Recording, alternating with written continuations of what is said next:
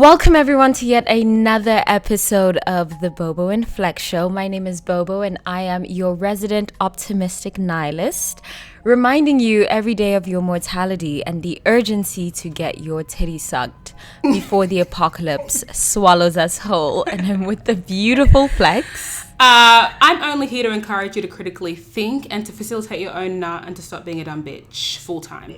Love it. In summary, we're here to facilitate our own nuts. We're here to get our titty sucked.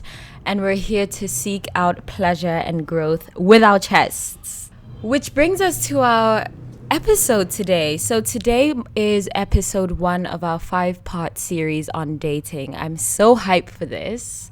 And today we're going to be talking about how to even navigate the dating scene. Whether you're new, whether you're an OG and you're trying to come back after experiencing some bad relationships. We've all been through it. We want to talk about how to regain trust, how to regain your confidence, how to date while queer, relationship behaviors, just all the things. So I'm really excited. I'm really excited for this episode in particular. I feel like I'm really good at dating. I feel like it's the one thing that I really enjoy. It's one of the favorite parts of my life. But Flex, how do you feel? Like, on a scale of 1 to 10, because I was reading through, we told people to send in their questions, and I'm looking at people's questions and comments on dating, and it sounds like it's just a minefield. Like it's just World War IV out in these streets. What is your experience of dating and romance, the beginning stages? I can already tell this episode's going to hurt so many feelings, so Bobo apologizes. I don't. I want to make a quick disclaimer.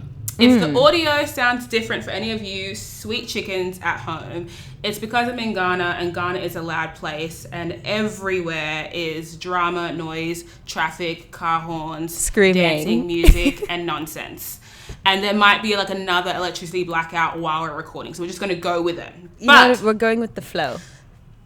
My thoughts on dating, I definitely think that it is a minefield. I would have to agree. And as somebody who's quite socially apt, someone who's quite confident, someone who's quite assertive, I still feel like it's a crock of shit half the time. Yeah.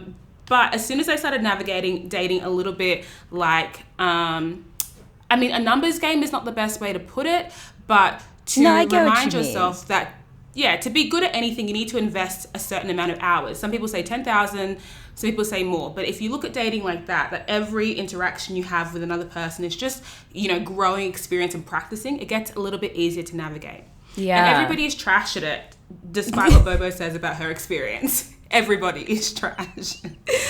Everyone What's is yours trash. like, Miss I'm good at dating? She tried it. I really feel like I am. I feel like I find it really enjoyable. Like, we all go through our shitty dates and our shitty relationships. But ultimately, I feel like I'm not really, it's not a stressful part of my life. Like, it's an enjoyable and, pleasurable part. But I also think that came with a change in perspective. I'm already triggered. Shut up. Yeah, I think that came with, time, because I think love and romance and dating are a practice. And so I think over time you gain more confidence, and then over time you also get less attached to outcomes, because I think even if you go on a date and it doesn't work out well, there are gonna be more dates. I think it's really good to approach romance from a place of abundance as opposed to a place of scarcity, because that just is a huge perspective shift. But we also had some questions. People sent in some questions, which we'll address throughout the episode. But let's start off with some questions here. I can already hear us disagreeing on this one, because really? I find that dating for me is a reward-based, destination-based activity. I'm trying to get my nut, or I'm trying to be in a relationship. So much of this in between, do it for the fun of the blah, blah, blah, blah. I have friends for that kind of activity. I'm not tolerating, men in that context for no reason. It's either a friendship we're building or it's a romantic relationship. None of this, just enjoy the pleasure of the moment. So I often find that if I'm not reaching a certain destination. Yeah. Well, I think I find it easier to compartmentalize my interactions with people. Yeah. So I need to know what role you're serving in my life. And if that role is not fulfilled or it draws to a close, then I can park it and move on, as opposed to this in-between stage with all these men I'm interacting with. Like, are we anything? Are we nothing? Like, yeah. If you're not about to be a husband or a best friend, you have to go. Oh, no. So I'm not advocating for lack of clarity. But I do think, in general, in our relationships, I think we should add more friendship to our romantic relationships and then add more romance to our friendships. Like, I think there needs to be more of a balance with how we're, like, navigating friendships and romance. I think ultimately... I agree. Yeah. Which is why you also need to make friends with men. Yes. Absolutely. If that's... Shut up. Do not call me out in front of company. Shut up. You know, that's another episode for another day. Can men and women truly be platonic friends? Yes. Wow. We'll move on. We're going to move on because that one is a whole episode. It's a whole episode. It's also funny because in my Instagram stories today, we're talking about dating cultures and how they vary by different geographies. And white women are up in arms in my DMs. Like, saying what? Just talking about how white men are trash, about how dating in Australia is World War V. Yeah. I'm shaking. Can you confirm these allegations? I'm at the pulpit ready to testify. You know, I didn't personally realize how dire it can be in some instances dating in Australia until I went to different parts of the world, and you realize that, you know, when you're in contact-based cultures and everybody's touching, or for instance being in Ghana, you walk down the street, you've had 5 requests for marriage, 3 requests for dinner, somebody's touched you, somebody's calling you beautiful, gorgeous, smooth skin. Like, it's just, you know, validated so much. And then you're in Australia and you'll be on a date thinking, okay, maybe I've just made a friend. Like, maybe we've just come here to engage in friendship. Yeah. But often that's also the way I date. I can't do this, like, again, I can't go from, like, serious chat to flirting. We're either doing one or the other. That's why when I date, I'm like fucking everyone or I'm celibate. Oh my God. Flex is the most extreme bitch in the world. Honestly, I don't know how to...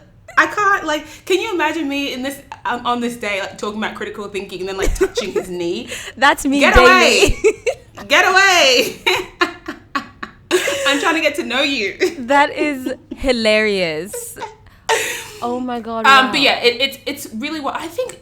Generally speaking, don't get mad if you're an Australian cis hetero male and you disagree. Yeah. But I find dating culture in Australia to be quite passive or quite reactive. That's what I was getting. Yeah, that's what everyone in my DMs is telling me. Mm-hmm. So there's a lot of this, you know, like, we're the last 2 people at a party. Maybe we should XYZ. Or, like, you know, we've been friends for 5 years. Should we? Ha ha ha. Or I've had, you know, 16 lines of coke and I'm high. Ha ha ha. Let's fuck. As opposed to this sober, you know, declaration of attraction or affection or whatever it might be. Yeah. It's interesting. Which puts... No, go on, sorry. I was going to ask, well, how is that for you as a black woman specifically? Because something that people were also telling me is that there's such a rigid standard of beauty in Australia, which reminds me of my experiences growing up in Switzerland, where there's literally one standard of beauty. It's like the skinny, blonde, blue-eyed white girl with no ass but huge titties. And that's it. If you fall outside of that, like, shame on you, fam. It's not for you. She says shame on you. It's just not for you. Ew, this is what we talked about in the pursuit of beauty. Yeah. You know what? I can see how that is a thing in Australia, but I often find that, like, in metropolitan areas, we are blessed to be quite, you know, dare I say, multicultural. And so, yes, there is a standard of, like, whiteness, and that's the central, you know, compass for beauty. But there are pockets in which people aren't afraid to, like, you know, dip their dick in something else than vanilla. Shook. But it's one of those things where I can't imagine that anybody's going to outwardly tell you that they're not going to date you because you're not white. Yeah. So for you or me or someone being a person of color, you almost have to navigate every experience thinking that you are everybody's type. Yeah. Because it's what I spoke about online. You know, are these self-fulfilling prophecies or is this reality? Like, are people not dating you this because was you actually are my next fat, question. black, you know, ugly, whatever? Or are you just not approaching people because you think they won't date you? Yeah. I think I'm cute, so I just go about my business. Yeah, I think a lot of us approach dating from a place of scarcity. And when we do that, your fears become self-fulfilling prophecies. I asked a question on my Instagram story yesterday, not expecting it to even go into this direction of conversation, but I was asking people, what do you guys think of coffee dates? Because someone posted about this on the in our Facebook group. So I was asking people, what do you guys think of coffee dates? Is that a no? Is it a yes? Like, are you indifferent about going on a date to a coffee shop? And a lot of the answers, there was a lot of like mixed reviews, but a lot of the answers was, no, I refuse to go to a fancy dinner with a guy because a lot of times when guys pay for you, they expect sex. Or like, no, I need to go to a coffee shop because it's easy to dip if the guy ends up being trash. And I just feel like I'm not a fan of approaching dating in that way, where like you make decisions rooted in fear or rooted in what if it goes bad, as opposed to like what if this actually turns out really well. Because I think if you always approach it as a what if this does go bad, and like what if I do need to leave in 3 minutes because he ends up being a bigot, or like what if he expects sex from me just because he took me to an expensive restaurant. I think like over time it ends up just becoming a self-fulfilling prophecy because that's what you expect. I don't think you're wrong in that regard, though I will say I do think that coffee and bar dates are culturally relevant in Australia. Yeah, I noticed it's geographic. I don't really think there is. I mean, there would be communities who are doing the wine dine, so and so. Yeah. But generally, there is like a through line of casual in a lot of dating when it comes like in Australia. That being said, though, I do understand preparing yourself for the inevitable, because you know, going into an experience, preparing yourself to leave, preparing yourself, you know, for safety measures, that's realistic. Oh yeah, safety, you know, for sure. There are often like times in which you might agree to go on a date, agree to accept a drink, and all of a sudden this man thinks he owns you and he's called 6 of his cousins to come gangbang you. Like, it's not cute. Yeah. When I was reading your story, I thought that coffee dates were standard. It feels like not like as you were saying in the last episode, like investing very little and getting very little back, but almost not putting too much pressure on the experience to be anything but just two people meeting. Yeah. I find that when you have like, you know, the lights, the candles, the dinner, all those outside factors might influence how you feel about the experience you're having. So stripping it back to its bare form, two people seeing if their personalities mesh, I feel like a coffee date is a good environment for that. I also ask people, like, is this geographic, is this cultural, and is this racial? Because I think that I predominantly date black men, and we'll discuss interracial dating. I predominantly date black men, and what I found is that black men are more attached to class, or like class is more of an identifier or like a marker of your value than it is for white men, just because of like historical and cultural context and stereotyping and things like that. So I find that like black men do the most, whereas white men tend to be more casual because they don't have to live up to, or they don't have to transcend negative stereotypes about them in relation to class. So I do find that, you know, someone was saying in response to my question, like, oh, I live in Nigeria and guys here just go all out. So I do find that it's cultural. Someone also mentioned that like coffee shops in Australia are really cute. There was also someone from Austria who was like, well, coffee shops here are also just really cute and like this good ambiance. So it's not like you're going to a Starbucks. So when I think... no, it's a vibe, you know? It's like, you know... it's like probably like a cute little like... yeah, like a cute, quirky little coffee shop. In New York, if someone is taking you to a coffee shop, or in my experience, Especially because New York is not built for pleasure. It's not built for leisure. It's built for work. So coffee shops do tend to have more of like a work, like they're not like cute and artsy, except with like a few exceptions in like Brooklyn or whatever. That generally in Manhattan, like if you're going to a coffee shop with someone, it's because you're discussing a contract. Like you're negotiating. You are negotiating. Are these relationships not contracts? Like, I'm screaming. Yeah, I've never even been asked to go on a date to a coffee shop. Like I never even imagined that that was a thing. And I think it just comes purely down to like the fact that I mostly date black men and the fact that I live in New York. And that's just like, it's what it is, especially in LA. Like in LA, people are always trying to show out and show up. Like it's madness. Like your value so much rooted in class. That the first date you have, the context, if you've left the house and somebody or both parties are investing their time and their money, where you go doesn't dictate how well the date ends up being. Yeah. So you could go on your 5-star wine and dine and, you know, it could still be a trash date or vice versa. My only concern personally with going on fancy dates is I'm not a fancy bitch. I just have money. You know, so like I eat like a toddler, so I don't eat fine food, I don't drink. So taking me to like a bar, a nice bar, a nice restaurant, you know, like contextually it's going to be weird when I'm like, oh, there's nothing here I want to eat, or no thank you, I don't want to have that wine. But wouldn't you prefer like an art gallery, like let's go take a walk in the park, or like absolutely, let's go to, like, I like my picnics, I like my art galleries, I like a chill bar in the daytime, I like a cafe, I like environments that facilitate people talking freely and at length. And often these really rigid, stringent environments aren't conducive to that. So, you know, we could put heaps of parameters around where the right location is for the right date, but that is the easiest thing you'll do. So let's get over it quickly.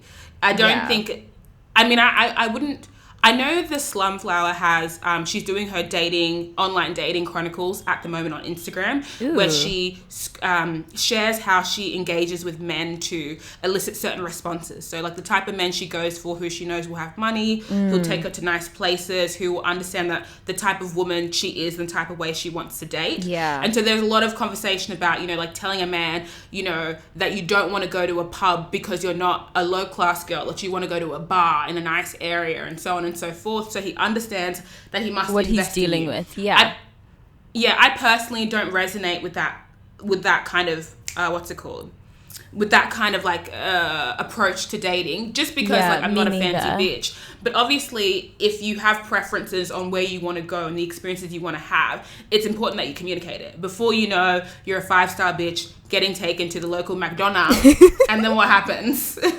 When you're at Denny's.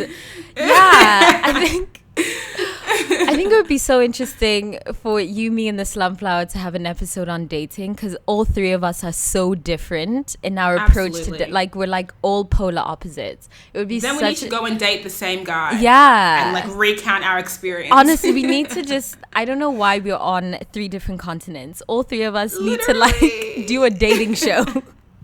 Go on dates with the same guy and like come back and tell our experiences. Similarly to you, I'm also not a fan of that type of approach to dating, but that's because I'm not a date.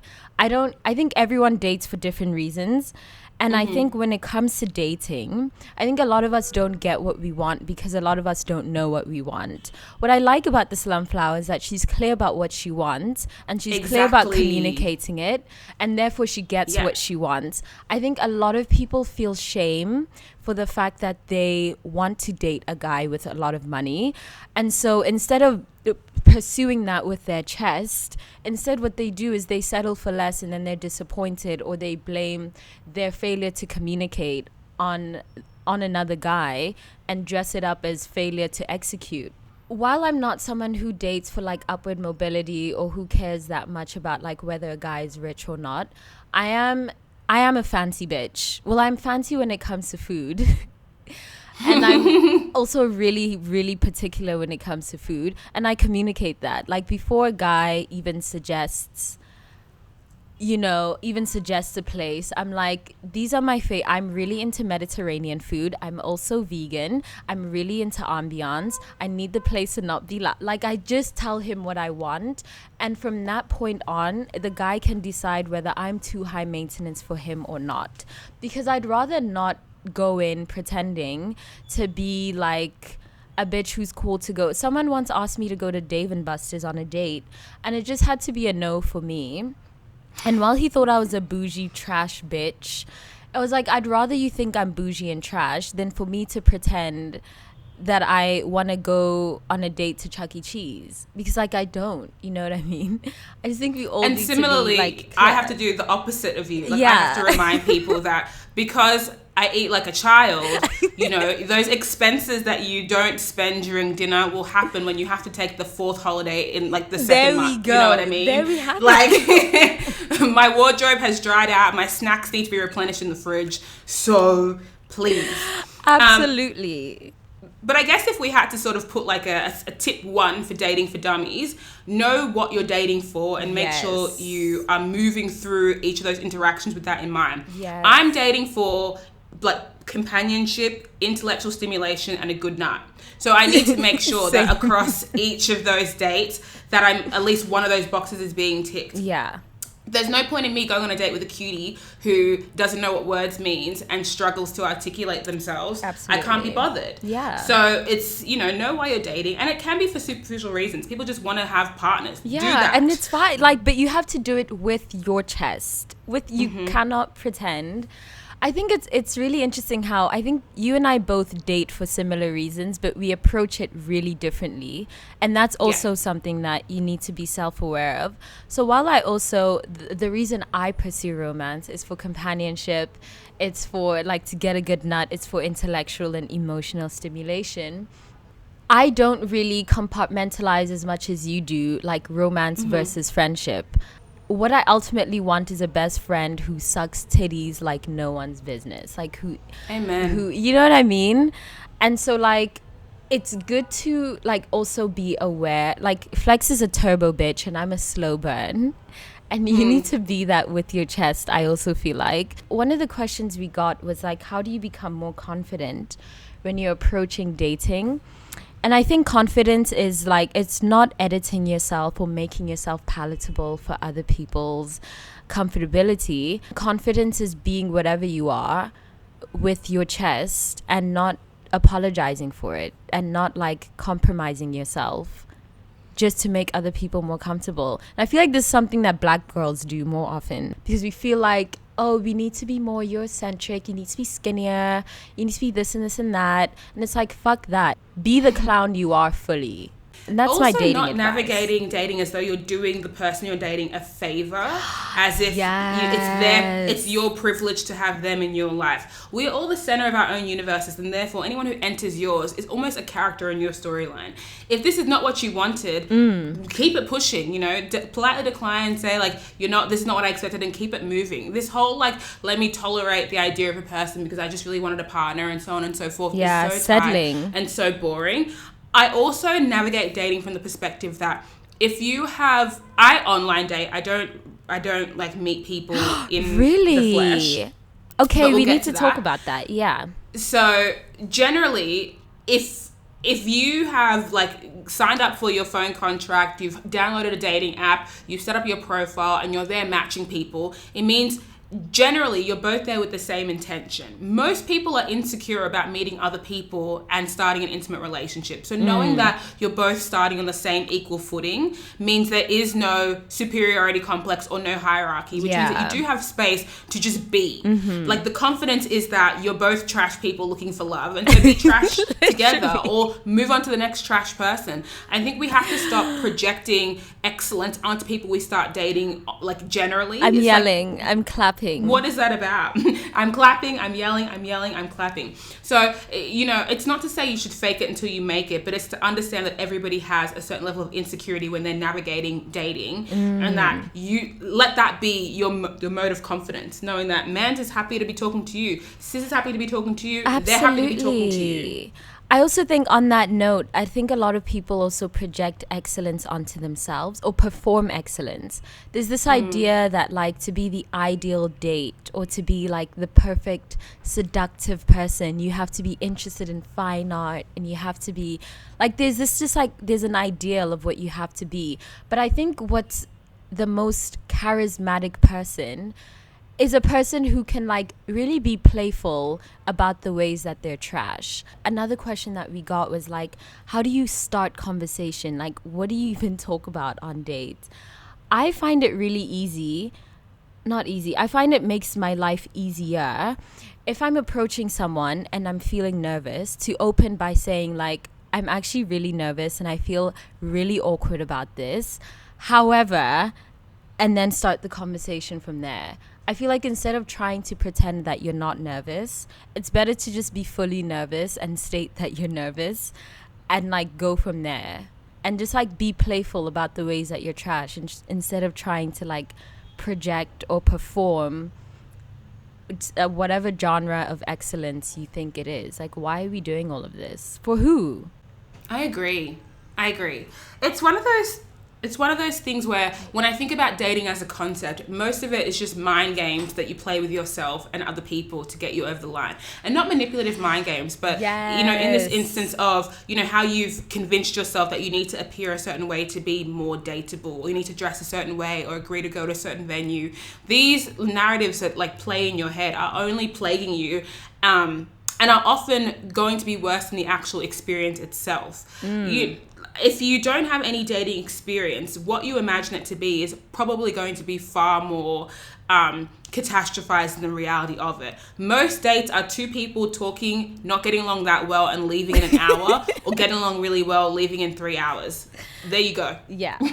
And that's also think about all the scenarios in which you're meeting people for the first time without the pressure of romance. When you're starting a new job or when you're in college, those conversation topics are still valid on a date. You don't need to rush to something, you know, fresh and serious. Exactly. Because it's not that an serious. audition to be your partner. It's light conversation. What were you reading before you got there? What movie did you just watch? How are you feeling? Where do you want to go?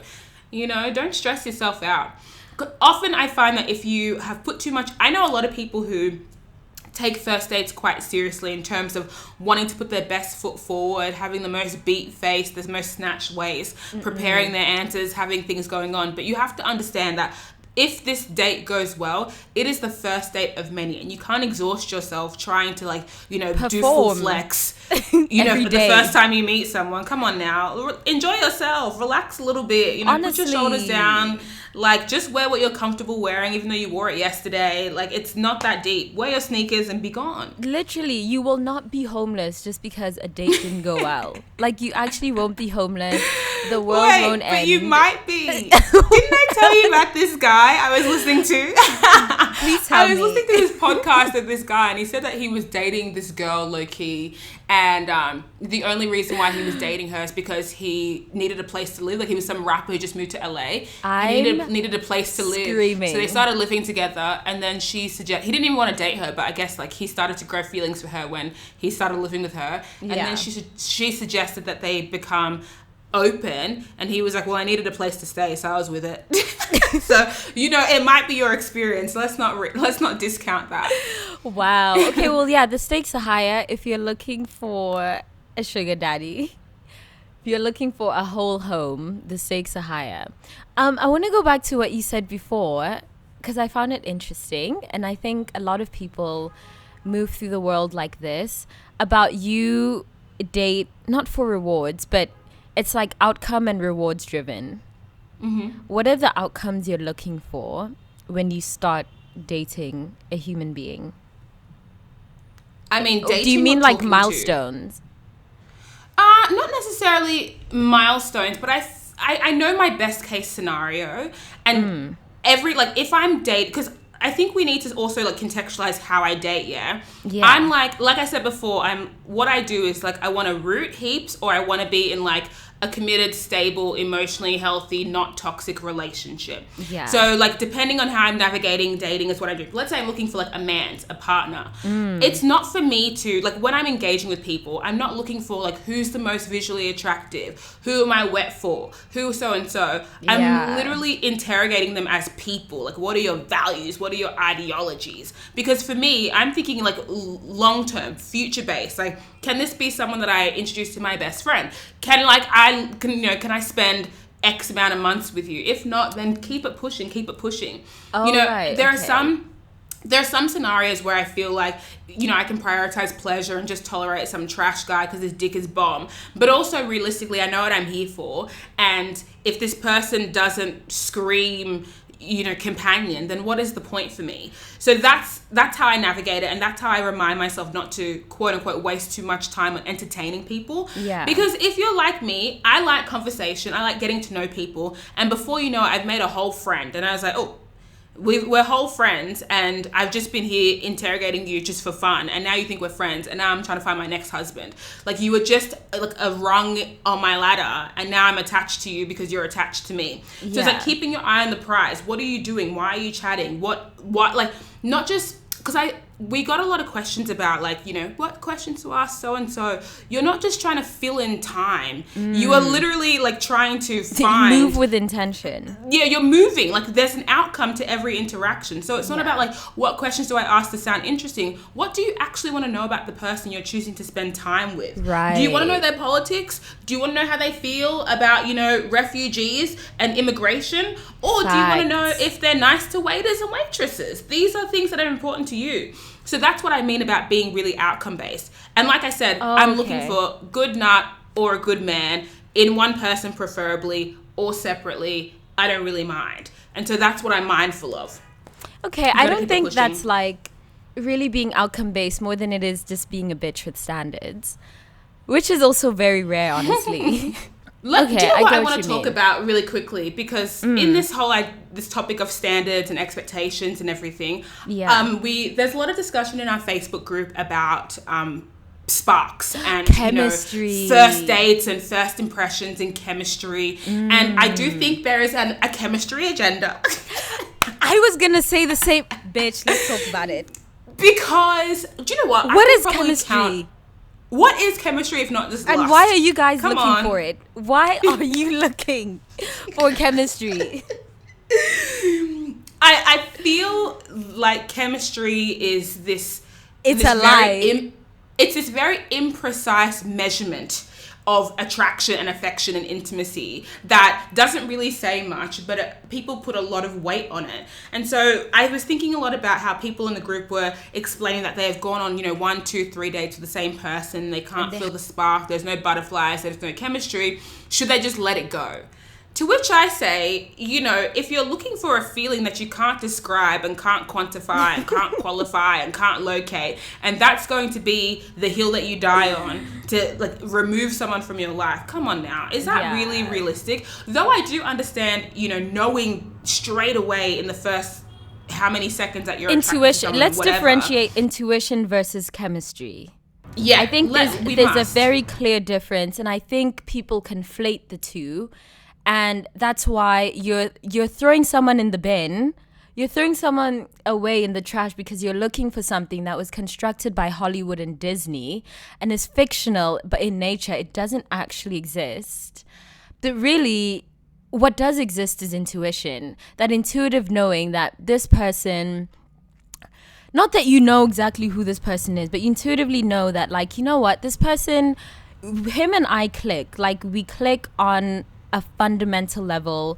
We fundamentally believe in the same things. We fundamentally have a similar lifestyle.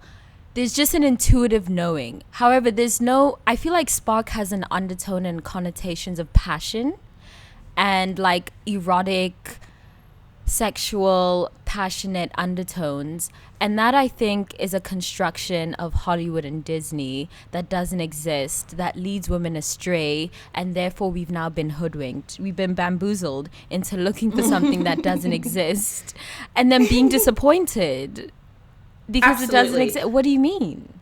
I do think, like, yeah, granted, like, you know, is your clit tingling? Are you wet? These are all things. Are your nipples hard? Sure, that's lust and sexual attraction. I do find that, yeah, like Bobo said, there can be that romantic chemistry where you're kind of like, oh, this is effortless. Like, there's an attraction. It might not be like I want to jump you, but I am attracted to you, your mind, your spirit, your energy. You know, it's magnetic, and it can maybe feel like a little bit addictive at some point. So you're kind of like, oh, I don't even know what it is, but I'm interested in engaging with this person some more. I feel like these are all things you can look for. But if you're looking for like an all-encompassing, like top to toe, this is my person, I'm obsessed, I'm in love, you need to either, you know, what's that word? Pick people better. I feel like you can't just date any old Joe and then be complaining that there's no spark. If there isn't a spark or chemistry or that magnetic attraction, then you probably haven't done a really good job of of sorting through your potential options. Yeah. So maybe that's your bad and not their bad. And if that's true, then don't put so much pressure on trying to make it make sense, and just say, you know, I gracefully bow out of this one. You know, if you're not a ghoster, then just, you know, quickly do your 1, 2, no thank you. Yeah. And then go to the next person. And I feel like there are ways to figure out if that spark is going to be potent or that chemistry is going to be potent before you spend time with this person. Right. Like when you are doing your texting, are there mutual topics you're both excited about? Yeah. Are you excited to tell this person about you, or is it dry? Is he texting you what you doing every 10 minutes? WID. Sad. Just delete him. Like, sad. Oh my God, and that one is of those my things pet where, peeve. you know, I will flush you down the toilet texting me WID. It honestly. It's so easy to be interesting and interested in someone when it's natural. When you meet a new friend, when you meet a new coworker, there's a natural curiosity that comes out that you know, forces you or implores you to ask questions, to remember those answers, to keep it going. If that energy isn't there in the first couple of interactions, then I don't really know why you're pushing. But if that energy is there and the sexual chemistry might be lacking, you can work on that. Do you know what I mean? Yeah. If your values intersect in so many ways, but you find that, you know, your day-to-day life is a little bit lopsided and he works days and you work nights, there are things that you can work out. You can work around that. But let's not stretch so far for strangers. Let's not try and make common interactions make sense and make it love when it's not. Yeah, absolutely. I also think that the creation of the idea of sparks and chemistry is one of the reasons why a lot of women don't know what they want. I'm really a huge believer in, like, you need to define what love is for yourself before you go looking for it, or before you even expect to find it. I think all of us should have either come up with a formula, come up with a menu with like core ingredients. I think every woman, every human being should have 5 things minimum that must be present in a relationship or in another human being in order for you to engage. Like, yes, mine are transparency, reciprocity, honesty, open communication, and willingness to evolve. Ooh, I don't like stagnant willingness bitches. to evolve. I'm gonna put that on mine as well. You must, because it's so nice when you're in, you know, when you meet someone for the first time and you might project certain characteristics onto them because they've come across in that way to you, and then you find, oh no, they're an onion, their layers are evolving. Oh, I understand, there's context to their behavior. So that is a big one. Have your standards and know what you want. Absolutely. I also wanted to ask you, because it's only occurred to me recently that there is, maybe not recently, maybe in the last 6 months or so, that there really is a beauty in being vulnerable in these early stages of relationships. Oh, I was definitely that person who was like, close it off, keep all your walls up, make sure, you know, you only give a little bit, XYZ, don't talk about this, that, whatever. Yeah. And then as I've grown up and gone with age, I feel as though you don't do yourself or the person that you're seeing a service when you are shielding yourself from the potential of this relationship flourishing. Absolutely. I do think, and it's a lot of pressure to be vulnerable because it requires a certain amount of trust. It requires that the vulnerability will be reciprocated, but you can't do that with that result in mind. by that saying, like, you can't be sharing your heart only so the other person shares theirs. You need to do it. No, you put all your cards on the table, and if it doesn't work out, you tried your best, and then you keep it pushing. Yeah, I'm for that as well. I think there's a cultural narrative, and this is more prevalent in like London. I was in London for about like 5 months, and dating there was honestly a bit torturous for me because I'm a person, I don't subscribe to this idea that you shouldn't pry too much. Ooh. And literally, I'm asking all the questions. I'm asking all the questions. I'm an open book. Yeah, no, really. I'm an open book. How's she really going? How will your mom feel about me being black? I'm an open ass book. I don't subscribe to this notion that like, you know, you shouldn't pry too much. You should try on the first date to keep things lighthearted. No, I'm not with that. One of the reasons I really struggled dating when I was in London is that I would go on dates and the conversations would be so surface, and I could feel that there was like such a high level of like performative politeness and kindness that it actually built a wall that really sort of like rejected vulnerability. Like I feel like when you're really trying so hard to be polite and to make sure you're not stepping on any toes and to, you know, to be doing all of this to protect the other person and yourself, you actually do yourself a disservice. And I think like it's cultural. I find that America's a lot more open. There's a lot more. I also find that queer communities, like dating while queer, there's a lot more like openness. But we'll get into that at a later stage. But I feel like I ask all the questions. You have to. I go in guns blazing. If I want to talk about sex, I talk about sex. I know some people find that distasteful. But for me, like, I'm a person that really enjoys talking about sex. And so if you're going to be someone who's shy and who's like, oh, but that's too much. Oh, my God, you're so vulgar. Then I already know we're not compatible. So I'm glad I brought up the conversation. I'm glad it made you uncomfortable because now we both know where we stand, and now I can move on and you can move on. And it's just like there's just no room. There's no room for going in guarded. There's no room for being afraid of your baggage, because I feel like the walls that you build up to protect yourself will eventually imprison you. Yeah, because then you're single for life. Now you have no friends. Now your human relationships are trash because you've refused to be yourself. Out of what? Out of fear of not being accepted. Fuck that. I'm not with the shits. I'm asking all the questions. I'm asking about your trauma. We're unpacking all the ways that we're trash. And actually, a red flag for me during a first date or like the first few weeks of knowing someone is someone who really fully believes that they're easy to live with or that they're easy to be with. One of my pet peeves is when I ask someone, oh, in what ways are you difficult or in what ways are you trash? Because I think all of us are extremely difficult to be with and extremely difficult to live with. And if you're not aware of that, that's a really big red flag for me. Because when I ask you on a first date, in what ways are you trash? And then you tell me some flimsy answer like, oh, sometimes I just care too much. That's a huge red flag for me because it shows a lack of self-awareness, or it shows inability to be vulnerable and to be yourself with your chest. And I don't have time for that.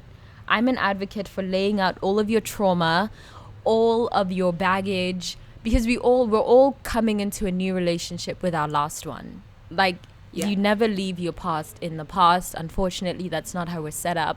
You bring your baggage, you bring your traumas to your new relationships, and instead of pretending that they're not there, I need you to lay them out on the table, or else it's just a red flag for me.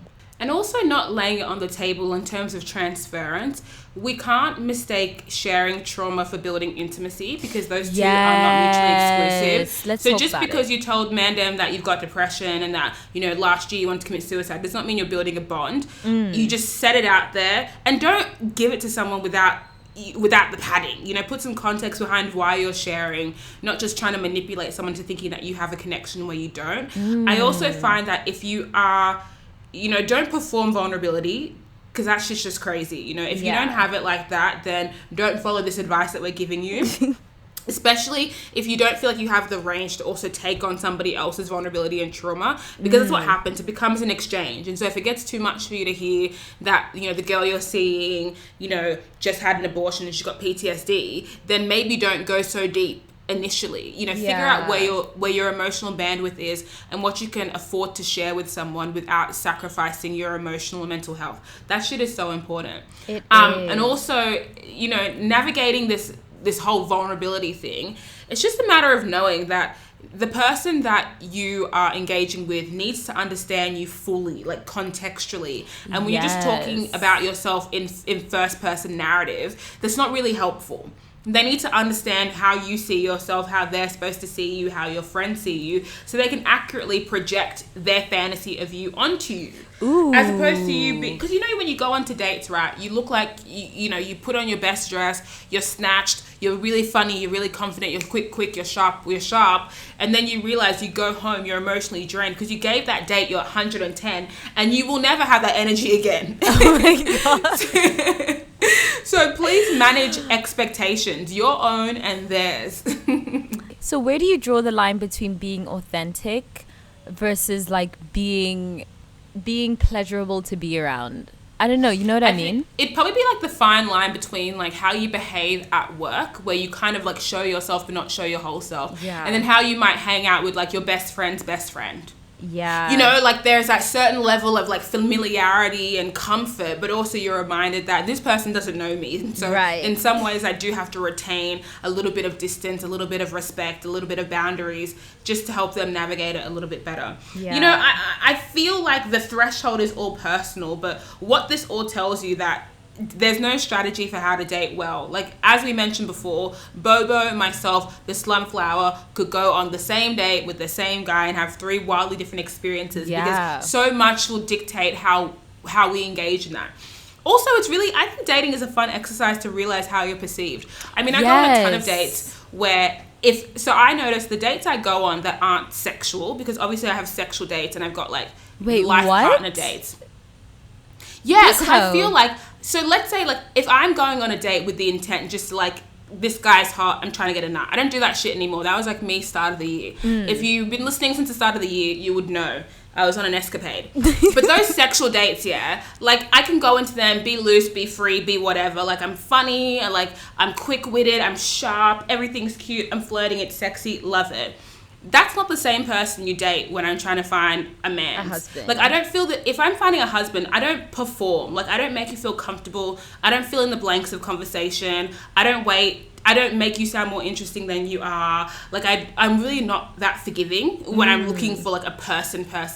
And so I could imagine if 2 guys were dating me with those 2 separate intentions, they'd be like, well, I don't know that girl. What, she was funny with you? She wasn't funny with me. Yeah. So it's these things you have to be mindful of. You're just testing and trialing and seeing what works for you. And the worst case scenario, it doesn't work out and you move on. But that is just my experience being a turbo bitch in heterosexual dating. We did have a few questions on non-hetero dating, so queer dating on the spectrum of girl on girl. Yeah. A lot of people were asking or saying that they identified as being bi or recently lesbian, but have had no bi or lesbian experiences. And so how do you go about navigating dating, knowing that you are a newbie, a beginner, you've never had a sexual experience in that arena, but you know that's who you're attracted to? Yeah. So I think like it depends on where you are. I've only experienced this in LA versus New York, so I'll contextualize it that way. Well, let me like debunk a few myths, or debunk the biggest myth, which is that dating is a lot easier in queer communities. I think a lot of women pursue like other women because there's like a myth that it's going to be a lot easier because men are trash and therefore like women won't be trash. And I just want to start off by saying that we're all trash. And if anything, I feel like dating while queer is a lot harder.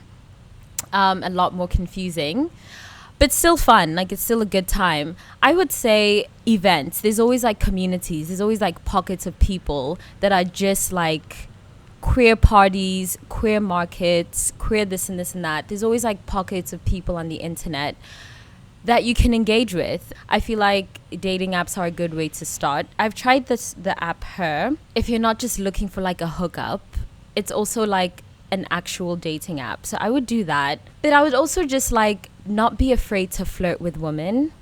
I think there's a fear that like if you flirt with a girl and like she's straight, it's gonna be weird and like this and this and that. But that's honestly not the case at all. It happens more often than you think. And if anything, anyone is just flattered that you're flirting with them. So just flirt with people, like be yourself. And if it works out, it does. And if it doesn't, it doesn't. But just like dating, regardless of your sexuality and your gender or whatever it is, you need to go where the type of people you're looking for are. If you're interested in intellectuals, don't go to the club looking for a husband. Go to fucking Harvard Library. Like, go to the spaces that facilitate your desires.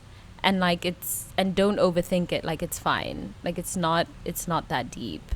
I have a question for you in regards to what you just mentioned about going to the places to find the certain caliber of person. Yeah. When we talk about dating and how to navigate it, a lot of people navigate it with a type. Like, I want to date older men. I want to date taller men. I want to date, creative women. I want to date so-and-so. Do you find that, as you said before, the same things that you use for walls to protect you also confine you in the wrong ways? Is there something to say about dating freely and, not giving everybody a go, but being more open to just the experience of dating and learning that skill before you shoot your shot with all the people you actually want to date? And because you've never dated before, you don't have the skills to do it?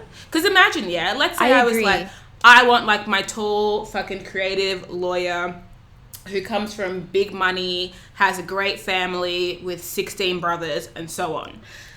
If I've never dated before and my first dating experience is with this guy, and in my head I've constructed that it should be romantic like Hollywood, man needs to pull out my chair and then like kiss me on the cheek and then pay for the bill, and we get there and he wants to go to a pub and then to Denny's and then I don't know how to act. Is that my bad because I haven't trained up for this experience? Or you just start as you intend to finish and date the people that you like? Well, I think there's like limits to it, right? Like, I think all of us have either standards. Yeah, I don't know. I guess people have types when it comes to aesthetics, and that I don't fully understand. Similarly to you, I wouldn't advocate for like limiting yourself to your one specific type. But I do think what your standards are. So if you're only into women, there's no use, in like going on a date with men. But I would say if you're only into women, then like be open to different types of women. Like, why close yourself off to like women who are musicians when you could be with, if you haven't tried any other type of woman. What I realized from watching Love Island is how oh my god, I have an update for you, but go on. Oh my god. What I've learned from watching Love Island is that one of the ways that women really self-sabotage themselves is with their ridiculous typing of humans. The ways that, who was it, Anna? Who was just, who refused to date anyone who wasn't like 6'10", and then she complains, and black, literally. And then she complains that she can't find a man. Like, are you mad? I do think it's a form of dumb bitchery. Is it really that deep? If you date a guy who's not 6'10", like, will you die if you date someone who's 6'5"?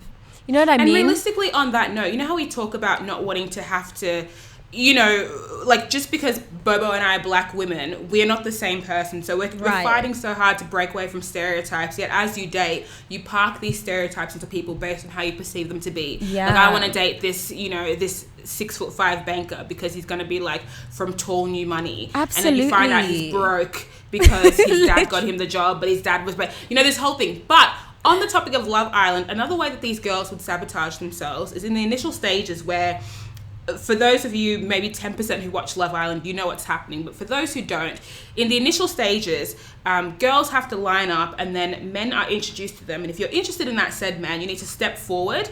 And if you step forward, any number of girls can step forward. The man now picks which girl he wants. He can pick any girl, even if you haven't stepped forward. Yeah. And so when that happens, the host asks asked the girls to rationalize why they did or didn't step forward. And a lot of the responses would be like, oh, he I don't doesn't think have he's a my beard. type. Yeah, he doesn't have a beard. I don't think he's my type. He wouldn't be interested in me, so on and so forth. So fast forward, there's this girl in the house called Yuande. She's this scientist, tall, black, lean, perfect body, smart, funny. She's incredible. Stunning. But she's carrying all this baggage because she's assuming that so many of these men aren't attracted to black women. So she's limited herself to the only guy who's given her any attention because she's scared that, you know, these guys don't date black women, so let me not try very hard. She goes, she's in the show for maybe a month or so. Yeah. She ends up leaving. It's cute, whatever.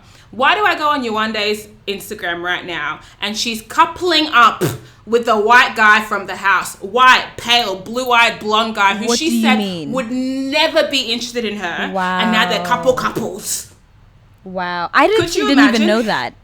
Wait, And which white guy? It's George. I'm talking about George, the one who was with fucking Lucy. And so everybody put George and Lucy together because they're both white, both blonde, both like white blonde people things. Everyone's like, they're perfect together. They're going to love each other, like so and so on. Like, it's genetic. They're going to be attracted to each other. They don't want to be with anyone else. And this is the dumb bitchery. Turns out Lucy wants Tommy, who's a buff, like, I think is he Italian?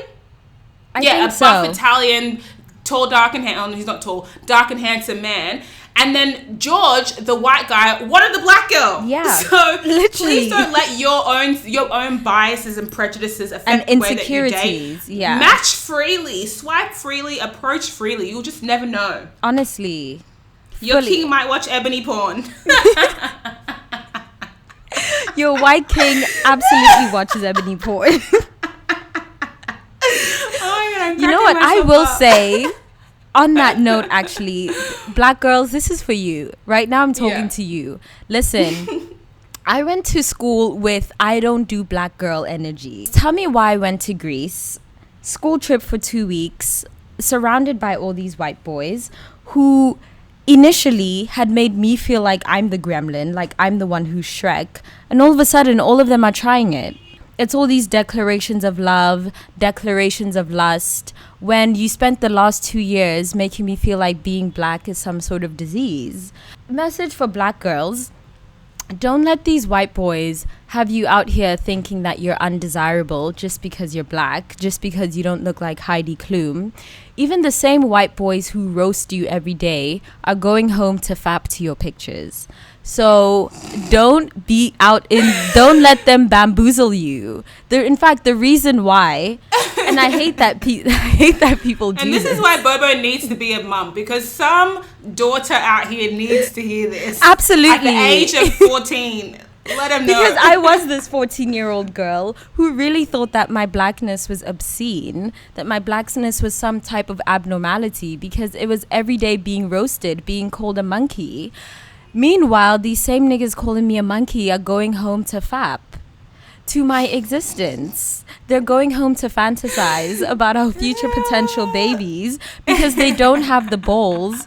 They don't have the balls to face their own desires because they've been taught that the only acceptable desire to have is Eurocentric.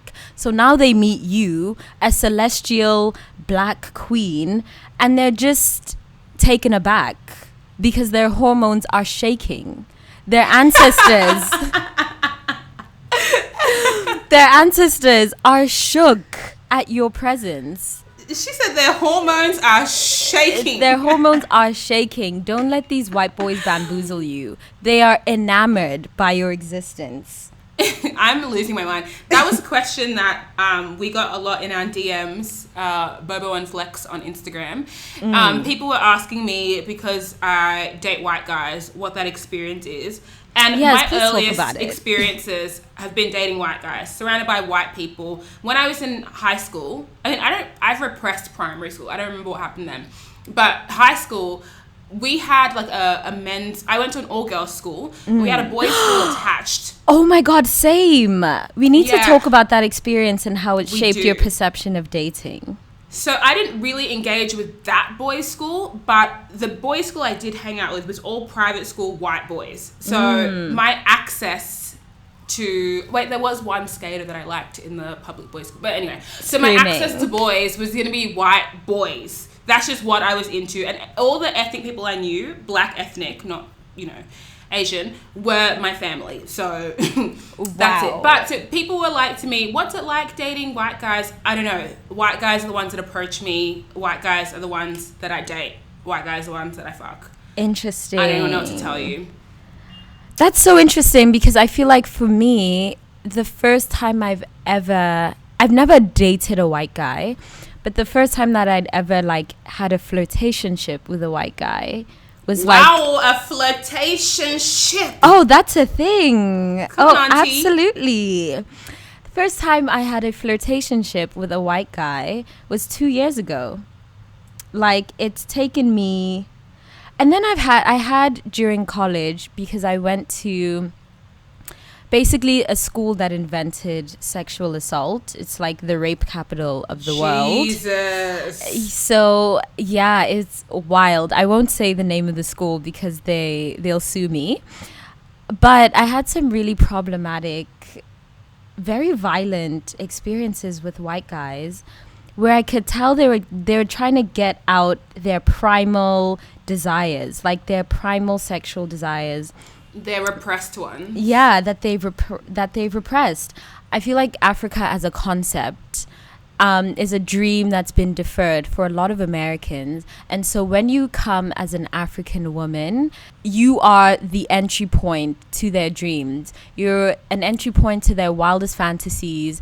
And so they project all of these fantasies and dreams and like repressed primal desires onto you, and it comes out during sex. Like, you'll just be casually hooking up with someone and they'll be so unnecessarily violent.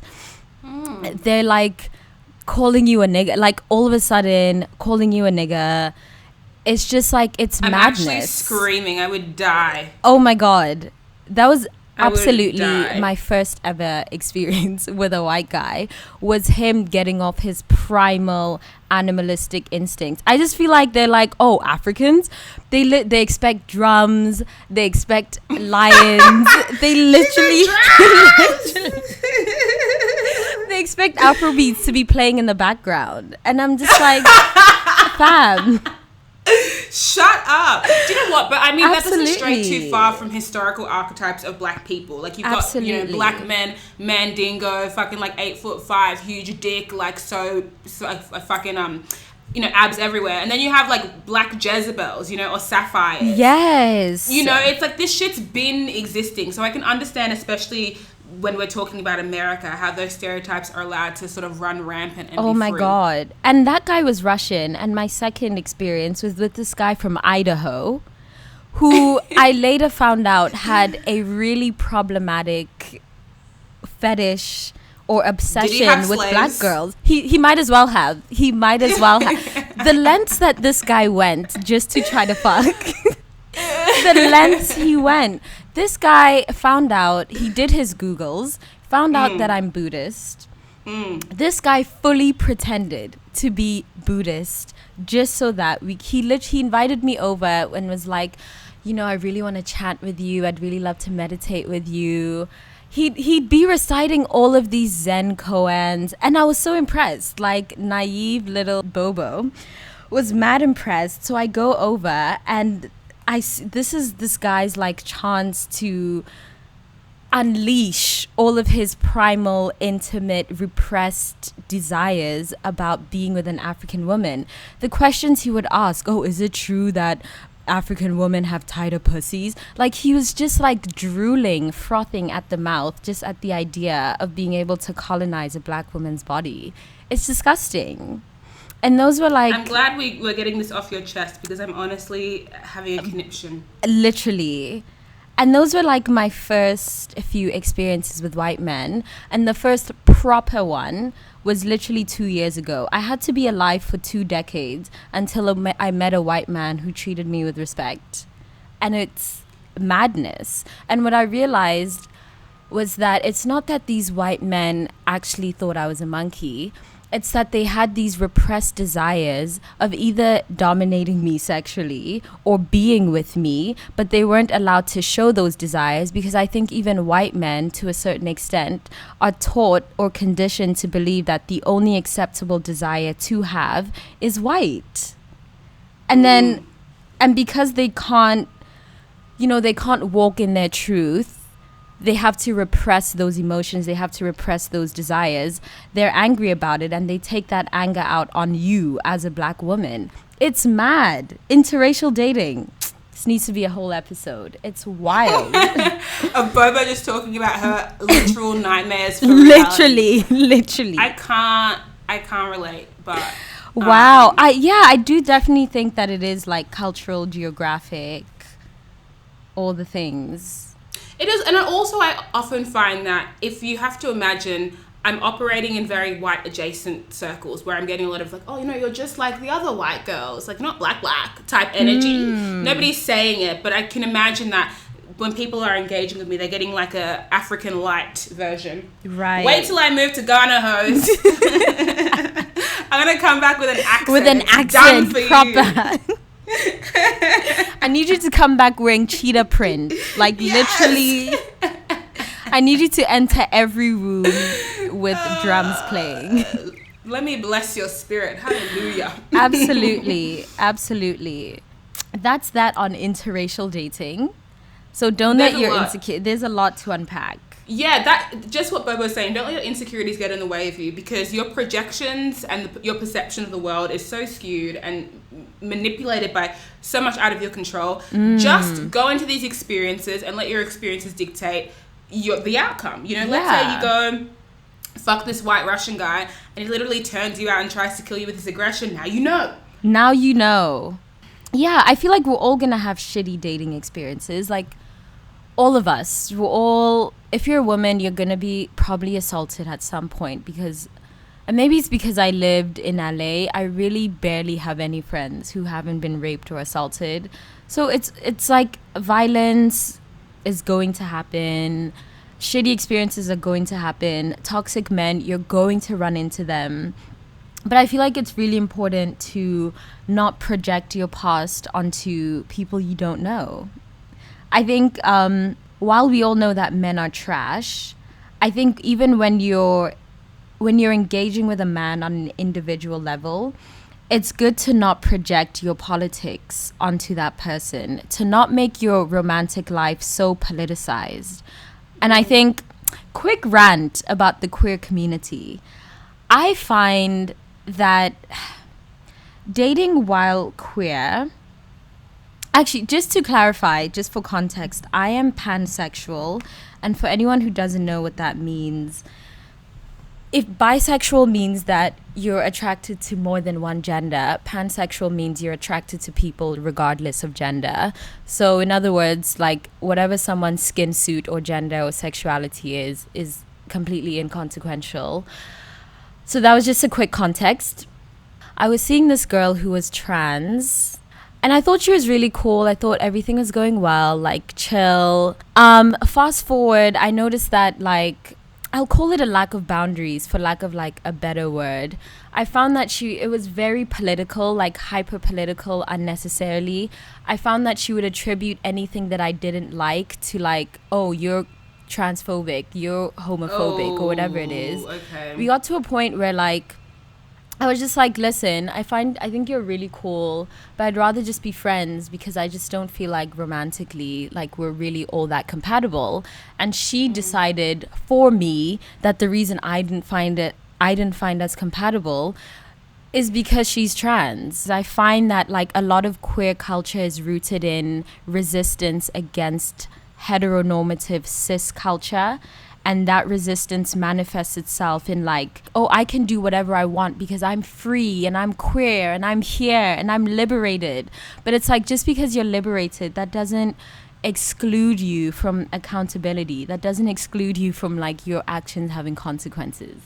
I don't even know how I got to this point. I don't even remember what we were talking about. Enjoy yourself. Honestly. But don't delude yourself into thinking that, like, dating while queer will rid you of all problems. If anything, I feel like queer culture creates just as many problems as it solves. And you can fight me on that. Come fight me in my DMs. I don't care. I said what I said. Yeah, that's it. When you're dating, you must assume that the prejudices you think exist around your body, as political as it may be, just pretend they don't have any effect on your relationships until you know for sure. Absolutely. Don't assume someone's not dating you because you're fat, because you're religious, because you're trans, because you're whatever, until it's proven otherwise. Otherwise, you carry so much, not only baggage, but emotional suppression into all these relationships. Yeah. And it's like fear and anger and discomfort bleeds off onto people that you're dating with, and it may become a self-fulfilling prophecy. And this is not to say that it will. Sorry, this is not to say that prejudices do not exist. They absolutely do. But, who are you to assume which ones work when and how and whatever? Just allow them to manifest in the way they do naturally. And then you can, navigate dating not in fear. Because there's a lot of that going around. Yeah, I think it's really good to differentiate between, am I angry or am I just being triggered? I think a lot of times you're just being triggered and you think you're angry, but when you start to unpack why you feel the way you feel and why you think someone doesn't want to be with you because you've decided that it's because they are homophobic, maybe you're just being triggered because you grew up in a lot of homophobic communities and now you're projecting your insecurities on someone else and blaming them for your anger at the moment. But that's just not what it is.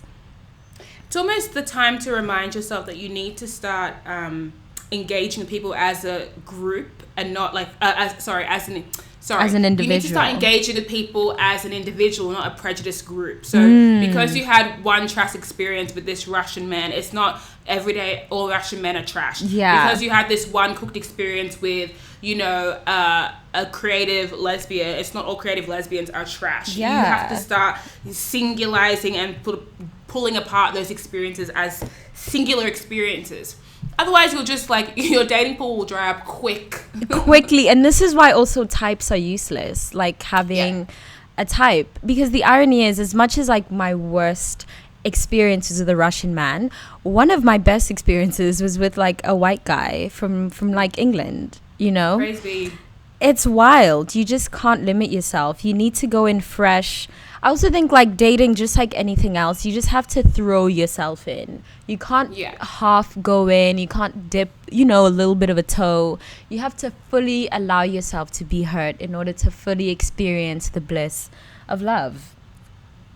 This is very true. And just to wrap up, I know Bobo and I aren't a big fan of, entering dates and having an escape route, whichever way you say it. But I know a lot of people rely on those kind of tools and techniques to comfortably navigate dating. So we did get a suggestion from a follower on Instagram who said that they personally like to set up exits on first dates or dates or interactions, and making sure that you figure out what yours is. What's your safe word? Tell your friends, I'm going to text you, or tell the bartender, so on and so forth. Yeah. We will get into this in our next episode, though. I just wanted to clarify because I think that we brushed over that very quickly. Yeah, just true. know that personally, it's not for Bobo and I, but we will be talking about it in our next episode, how to navigate safety, both sexually and, otherwise in dating. Because it's wild. Yeah, our next episode will be about first dates, how to deal and navigate first dates. So once you found the person that you're into, how to move forward. So stay tuned. Join in on the conversation on Facebook. We have a Facebook group. We also have an incredible program. It's a mentorship program where, because we have such an uplifting community, you can actually become a mentor, or you can mentor someone in our Facebook group around anything to do with career, or to do with love, or to do with marriage, or to do with health. Whatever it is, you can find someone to help, or find someone to help you navigate this world. We also have an Instagram page. Follow us on Bobo and Flex on Instagram. And let's continue the conversation. Support us on Patreon, follow us on Instagram, and join our Facebook group. And we'll see you in the next episode. Bye. Me.